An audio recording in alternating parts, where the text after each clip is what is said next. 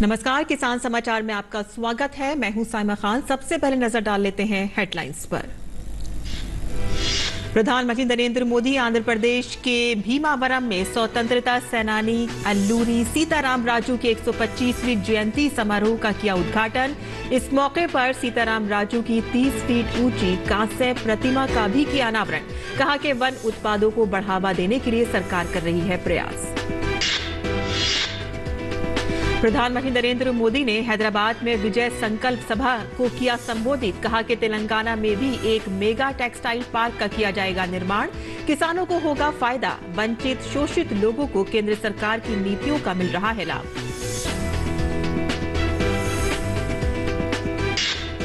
गृह मंत्री अमित शाह नई दिल्ली में 100वें अंतर्राष्ट्रीय सहकारिता दिवस समारोह में मुख्य अतिथि के रूप में हुए शामिल। अंतर्राष्ट्रीय सहकारिता समारोह का विषय है बेहतर विश्व के निर्माण में सहकारिता की भूमिका।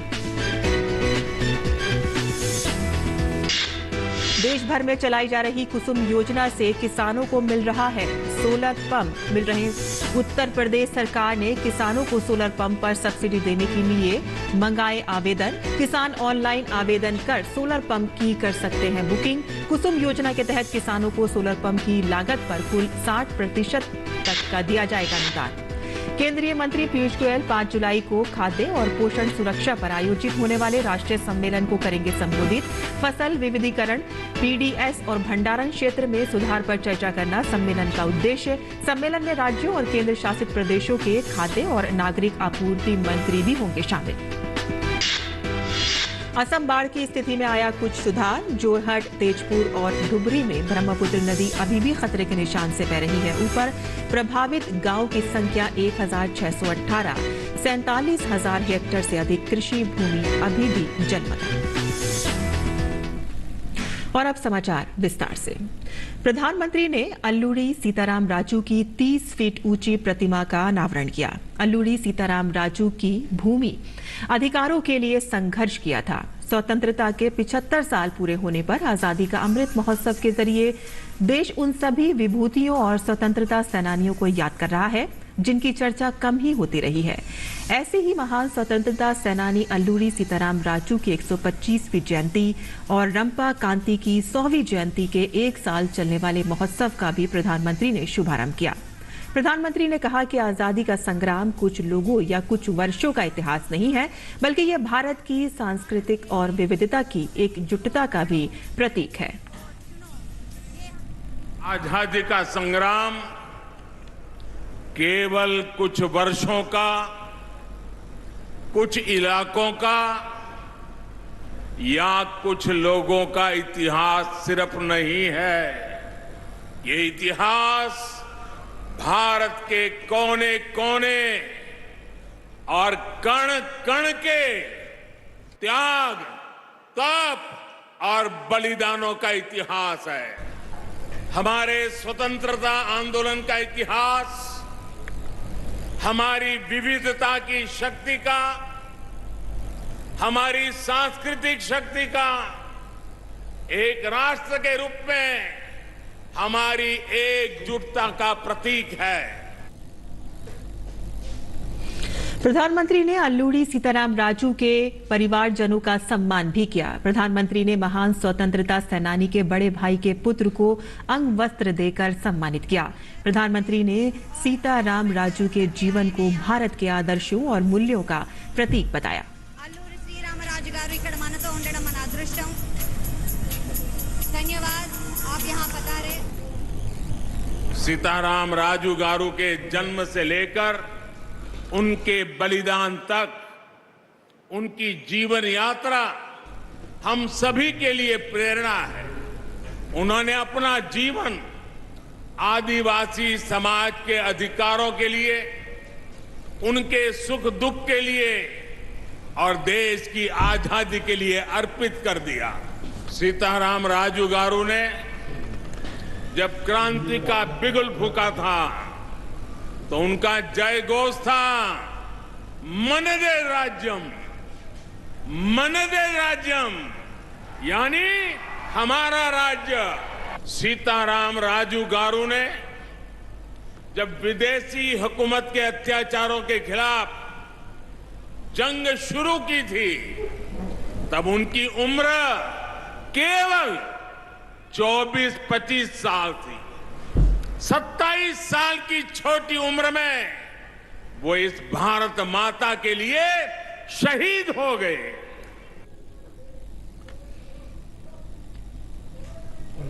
पीएम मोदी ने कहा कि वन उत्पादों को बढ़ावा देने के लिए सरकार नए प्रयास कर रही है। 8 साल पहले तक केवल 12 वनोपज की एमएसपी पर खरीद होती थी, लेकिन आज एमएसपी की खरीद लिस्ट में करीब 90 उत्पादों को वनोपज के रूप में शामिल किया गया है। प्रधानमंत्री ने सीताराम के संघर्ष के साथी रहे मल्लूरी धरा के पौत्र को भी सम्मानित किया। प्रधानमंत्री ने बताया कि मौजूदा केंद्र सरकार महान स्वतंत्रता संग्राम सेनानियों के सपनों का भारत बना रही है, साथ ही आदिवासी समुदाय के योगदान का गौरवगान भी रही है। अल्लूरी सीताराम राजू ने अंग्रेजों से अपने संघर्ष के दौरान दिखाया था, दम है तो मुझे रोक लो। आज देश भी अपने सामने खड़ी चुनौतियों से, कठिनाइयों से इसी साहस के साथ 130 करोड़ देशवासी एकता के साथ, सामर्थ्य के साथ हर चुनौती को कह रहे हैं, दम है तो हमें रोक लो। हैदराबाद में 2 दिन से भाजपा की राष्ट्रीय कार्यकारिणी के समापन के बाद आयोजित जनसभा को संबोधित करते हुए पीएम मोदी ने कहा कि तेलंगाना की जनता राज्य में भाजपा की डबल इंजन की सरकार के लिए खुद ही रास्ता बना रही है। पीएम मोदी ने कहा कि देश की नारी शक्ति को देश की राष्ट्रीय शक्ति बनाने की दिशा में सरकार तेजी से काम कर रही है। पीएम मोदी ने कहा कि देश की महिलाओं को भी आज महसूस हो रहा है कि उनका जीवन आसान हुआ है, उनकी सुविधा बढ़ी है, अब वो राष्ट्र के विकास में अधिक योगदान दे सकती हैं। देश की नारी शक्ति को राष्ट्र शक्ति बनाने का ईमानदार प्रयास कर रहे हैं। हाल ही में आई एक रिपोर्ट के मुताबिक बैंकों में जमा धनराशि में महिलाओं की हिस्सेदारी तेजी से बढ़ रही है। ग्रामीण महिलाओं के मामले में ये आंकड़ा और भी ज्यादा है। सर्वे बताते हैं कि आज हमारी बहनों की संपत्ति में हिस्सेदारी भी बढ़ी है और परिवार के आर्थिक फैसलों में पूछ भी बढ़ रही है। ये इसलिए संभव हो रहा है क्योंकि हमने बहनों को बैंकिंग से जोड़ा, देश की अर्थव्यवस्था में बेटियों की सीधी सक्रिय भागीदारी को प्रोत्साहित किया। पीएम मोदी ने तेलंगाना में बनने वाले मेगा टेक्सटाइल पार्क का भी जिक्र किया। उन्होंने कहा कि तेलंगाना में भी एक मेगा टेक्सटाइल पार्क का निर्माण किया जाएगा और इससे किसानों को फायदा होगा। Farm to fibre, fibre to factory, factory to fashion और फैशन टू फॉरेन, ये बात मैं कह रहा हूं। इसी सोच के तहत हमने तय किया कि टेक्सटाइल में देश के एक्सपोर्ट को बढ़ाने के लिए हम देश में 7 मेगा टेक्सटाइल पार्क बनाएंगे। टेक्सटाइल पार्क जब लगता है तो किसान को भी फायदा होता है, मजदूर को भी काम मिलता है, व्यापार कारोबार भी फलता फूलता है। इनमें से एक मेगा टेक्सटाइल पार्क का निर्माण तेलंगाना में भी होने वाला है। नई दिल्ली के विज्ञान भवन में 100वें अंतर्राष्ट्रीय सहकारिता दिवस समारोह का आयोजन किया गया। केंद्रीय गृह और सहकारिता मंत्री अमित शाह ने समारोह में मुख्य अतिथि के तौर पर शिरकत की। राष्ट्र के निर्माण में आत्मनिर्भर भारत के महत्व को देखते हुए सहकारिता मंत्रालय और भारतीय राष्ट्रीय सहकारिता संघ ने आत्मनिर्भर भारत और बेहतर विश्व के निर्माण में सहकारिता की भूमिका विषय पर इस कार्यक्रम का आयोजन किया है। भारत का सहकारिता आंदोलन विश्व का सबसे बड़ा आंदोलन है। फिलहाल भारत में 8,50,000 से अधिक सहकारी समितियां हैं, जिनसे देश के 90% गांव जुड़े हुए हैं। इन सहकारी समितियों की ग्रामीण और नगरीय दोनों ही क्षेत्रों में सामाजिक और आर्थिक विकास लाने में महत्वपूर्ण भूमिका रही है। अमूल, इफ्को, क्रिप्को और नेफेड भारत में सहकारी आंदोलन की सफलताओं का उदाहरण है। केंद्रीय गृह और सहकारिता मंत्री अमित शाह ने समारोह से अपने संबोधन में आत्मनिर्भर भारत और बेहतर विश्व के निर्माण में सहकारिता की भूमिका पर बात की।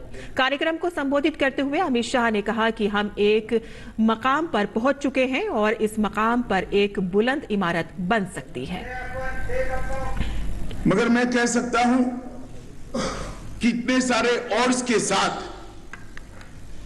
इतनी सारी विपरीत परिस्थितियों में इस 100-125 साल में सहकारी आंदोलन ने, सहकारिता आंदोलन ने जो किया है, इससे मैं सहकारिता के कार्यकर्ता के रूप में बहुत संतुष्ट हूं और गौरव का अनुभव कर रहा हूं। हम एक मकाम पर पहुंच चुके, एक नींव डालने का काम समाप्त हुआ है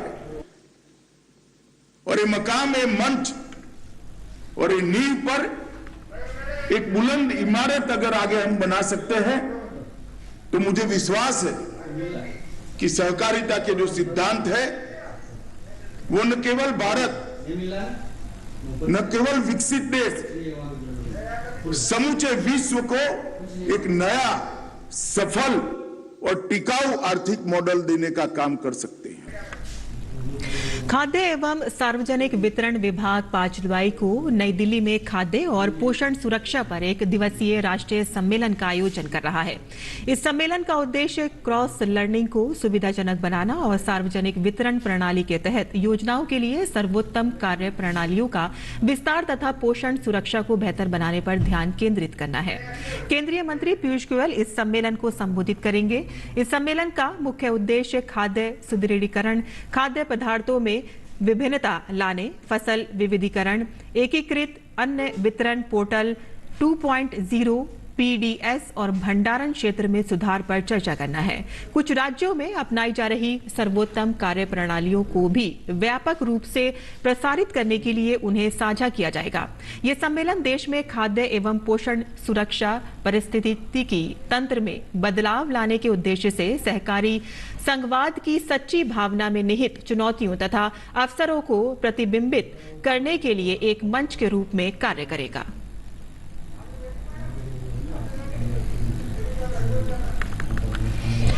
केंद्र सरकार द्वारा देश भर में कुसुम योजना चलाई जा रही है, जिसमें अलग अलग राज्य सरकारों के द्वारा समय समय पर आवेदन आमंत्रित किए जाते हैं। अभी उत्तर प्रदेश के किसान योजना का लाभ लेने के लिए ऑनलाइन आवेदन कर सकते हैं। उत्तर प्रदेश सरकार द्वारा किसानों को सोलर पंप पर सब्सिडी देने के लिए आवेदन मांगे गए हैं। इच्छुक किसान ऑनलाइन आवेदन कर सोलर पंप की बुकिंग एवं टोकन जनरेट कर सकते हैं। टोकन जनरेट करने के बाद कृषक को चालान के माध्यम से कृषक अंश की धनराशि बैंक शाखा में जमा करानी होगी। कुसुम योजना के तहत किसानों को सोलर पंप की लागत पर कुल 60% तक का अनुदान सरकार की ओर से दिया जाता है, जिसमें किसानों को 40% हिस्सा स्वयं ही देना होगा। राज्य के किसानों को योजना का लाभ तब दिया जाएगा कि जब उनके खेत में बोरिंग उपलब्ध होगी। सरकार ने इसके लिए कुछ मापदंड रखे हैं। 2 HP हेतु 4 इंच, 3 एवं 5 HP हेतु 6 इंच तथा 7.5 एवं 10 HP हेतु 8 इंच की बोरिंग होना अनिवार्य है। बोरिंग कृषक को स्वयं करानी होगी। 22 फीट तक की 2 HP सरफेस, 50 फीट तक 2 HP सबमर्सिबल, 150 फीट तक 3 HP सबमर्सिबल, 200 फीट तक की 5 HP सबमर्सिबल तथा 300 फीट तक की गहराई पर उपलब्ध जल स्तर हेतु 7.5 एवं 10 HP के सबमर्सिबल सोलर पंप उपयुक्त होते हैं।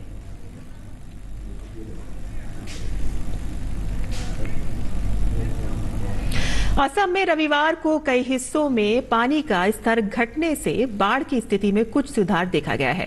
हालांकि मौसम विभाग का येलो अलर्ट जारी है और इसे चिंता का विषय माना जा रहा है। क्षेत्रीय मौसम विज्ञान केंद्र ने राज्य में अगले कुछ दिनों में बिजली गिरने और भारी बारिश की भविष्यवाणी की है। जोरहाट, तेजपुर और डुबरी में ब्रह्मपुत्र नदी और डिब्रूगढ़, शिवसागर, नगांव और बराक घाटी में नदियां अभी भी खतरे के निशान से ऊपर बह रही हैं। असम राज्य आपदा प्रबंध प्राधिकरण की ताजा रिपोर्ट के मुताबिक 6 अप्रैल से अब तक राज्य में बाढ़ और भूस्खलन में मरने वालों की संख्या बढ़कर 179 हो गई है। पिछले 24 घंटों में 5 लोगों की बाढ़ और भूस्खलन की चपेट में आने से मौत हो गई है। 26 जिलों में अब तक 18,35,000 से ज्यादा लोग बाढ़ से प्रभावित हुए हैं। 47,000 हेक्टेयर से अधिक कृषि भूमि अभी भी जलमग्न है। प्रभावित गांवों की संख्या 1,618 है। 2,78,000 से ज्यादा लोग 413 राहत शिविरों में शरण ले रखे हैं। जिला प्रशासन, सेना, एनडीआरएफ, एसडीआरएफ, पुलिस, गैर सरकारी संगठनों और स्थानीय जनता के संयुक्त प्रयास से बचाव और राहत अभियान जारी है।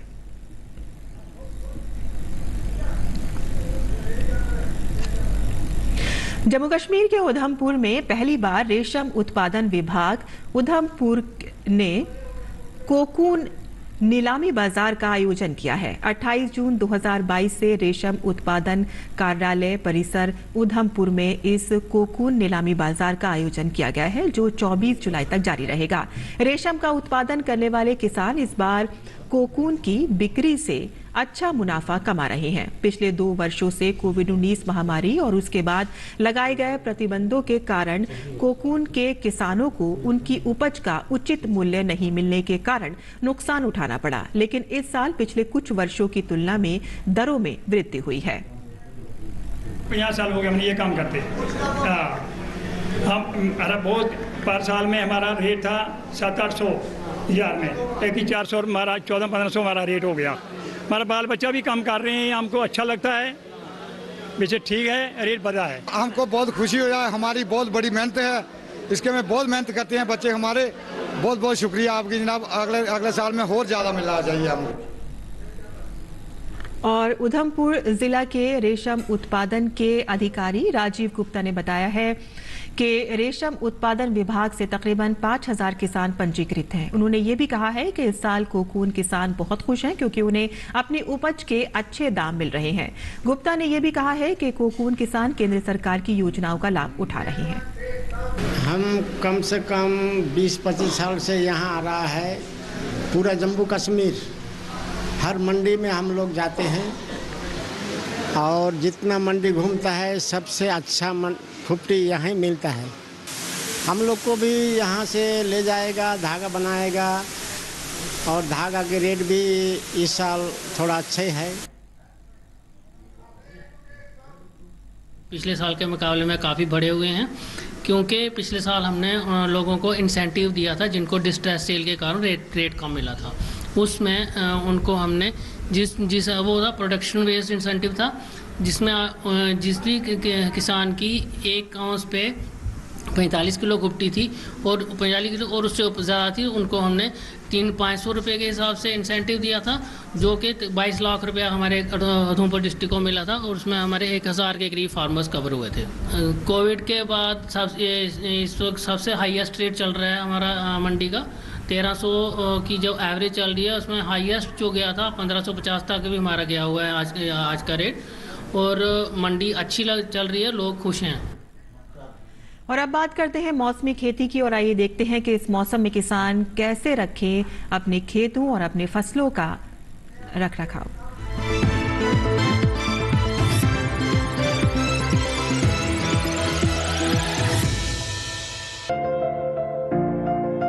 उत्तराखंड में धान की रुपाई कर ले। धान के खेत में 8 से 10 सेंटीमीटर जल स्तर बनाए रखे। किसान सेब के बागों की देखभाल करते रहे। सेब की तुड़ाई कर ले, यही मक्के की बुआई कर सकते हैं। मक्के के खेत में पर्याप्त नमी बनाए रखे। उत्तराखंड में फूल गोभी की बुआई करते रहे। किसान उड़द की बुआई करे, वहीं पत्ता गोभी बोए। इसके अलावा ब्रोकली की बुआई करने का समय सही है। यहाँ बीन्स की बुआई करते रहे। उत्तराखंड में सोयाबीन की बुआई कर सकते हैं। किसान मूंग की बुआई करे, इसके साथ ही कद्दू की बुआई कर ले। वहाँ ज्वार के खेत में सिंचाई करते रहे। अभी गन्ने के खेत में सिंचाई कर सकते हैं। पंजाब में धान की रुपाई कर ले, यहाँ कपास के खेत में सिंचाई करें। कपास के खेत से घास फूस निकाले, साथ ही मक्के की कटाई कर सकते हैं। किसान अमरूद के बागों में सिंचाई करते रहे। अमरूद के बागों में जरूरी उर्वरक डालें। अमरूद के बागों से खरपतवार निकाले। पंजाब में बैंगन के खेत में सिंचाई कर सकते हैं। इसके अलावा बैंगन की रुपाई कर ले। वहीं गन्ने के खेत से पानी की निकासी का उचित प्रबंध करें। इसके अलावा अरहर की बुआई के लिए समय उचित है। किसान मूंगफली की बुआई करते रहे। पंजाब में भिंडी की तुड़ाई कर ले, इसके साथ ही टमाटर की तुड़ाई भी करें। इसी तरह लाल मिर्च की तुड़ाई कर सकते हैं।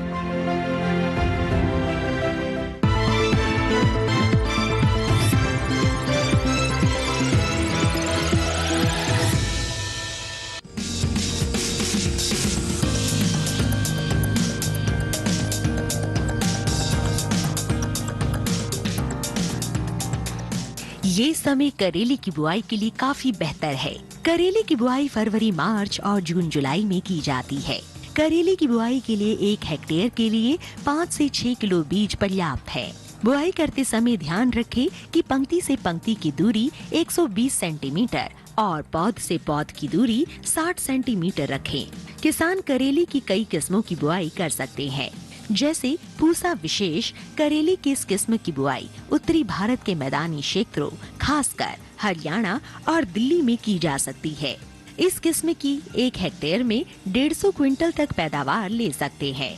इसका फल मोटा, मध्यम लंबाई वाला और चमकदार व हरा होता है। इसके अलावा पूसा औषधि सिलेक्शन 1 किस्म भी लगाई जा सकती है। ये किस्म राजस्थान, गुजरात, हरियाणा और दिल्ली में लगाने के लिए उपयुक्त है। 1 हेक्टेयर में 198 क्विंटल पैदावार ली जा सकती है। इसका फल हल्के हरे रंग का और मध्यम लंबाई वाला होता है। किसान करेले की पूसा हाइब्रिड 1 की बुआई भी कर सकते हैं। उत्तरी भारत के मैदानी इलाकों में इसकी बुआई की जा सकती है। 1 हेक्टेयर में 200 क्विंटल तक की पैदावार ली जा सकती है। इसका फल मध्यम लंबाई और मध्यम मोटाई वाला होता है। इनके अलावा किसान पूसा हाइब्रिड 2 की भी बुआई कर सकते हैं। करेले की इस किस्म की बुआई पंजाब, उत्तर प्रदेश, बिहार, झारखंड, छत्तीसगढ़, ओडिशा, राजस्थान, गुजरात, हरियाणा और दिल्ली में की जा सकती है। 1 हेक्टेयर में 180 क्विंटल तक फसल ली जा सकती है। इसका फल गहरा हरा, मध्यम लंबाई और मध्यम मोटाई वाला होता है। अगर सिंचाई की बात करें तो करेले की फसल में गर्मी के मौसम में 5 से 6 दिनों के अंतराल पर सिंचाई करें। फसल में खरपतवार नियंत्रण के लिए समय समय पर निराई गुड़ाई करें। करेले की फसल में फल मक्खी के हमले की आशंका बनी रहती है। ऐसे में उचित दवा का छिड़काव विशेषज्ञों की सलाह से कीट प्रभावित जगह पर ही करें।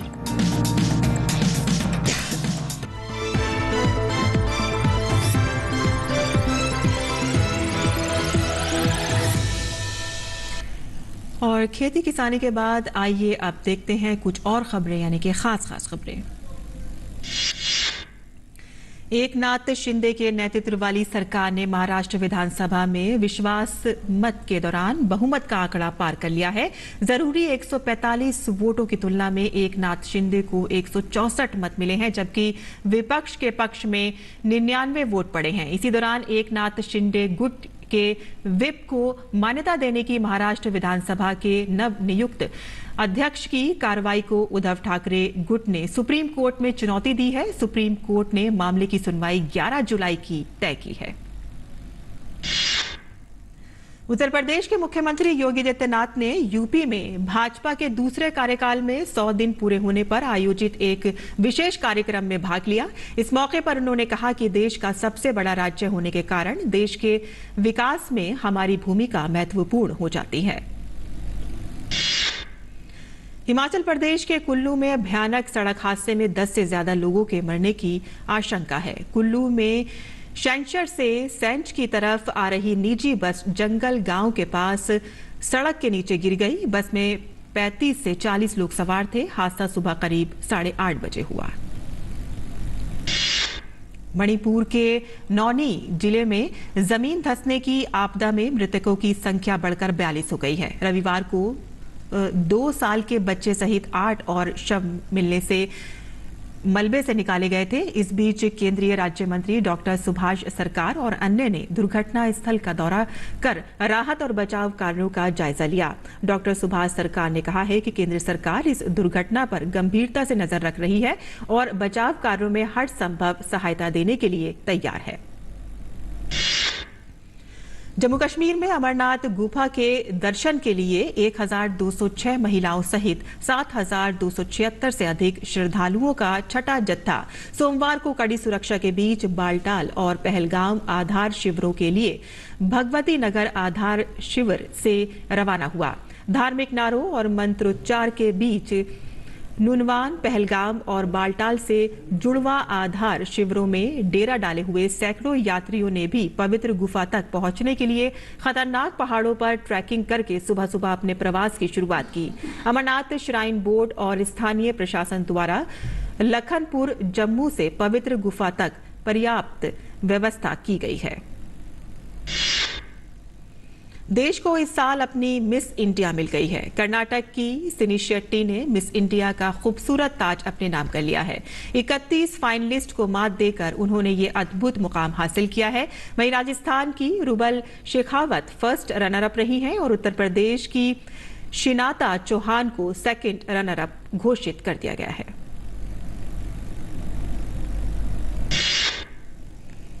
किसान समाचार में आज के लिए बस इतना ही। अनुमति दें। नमस्कार।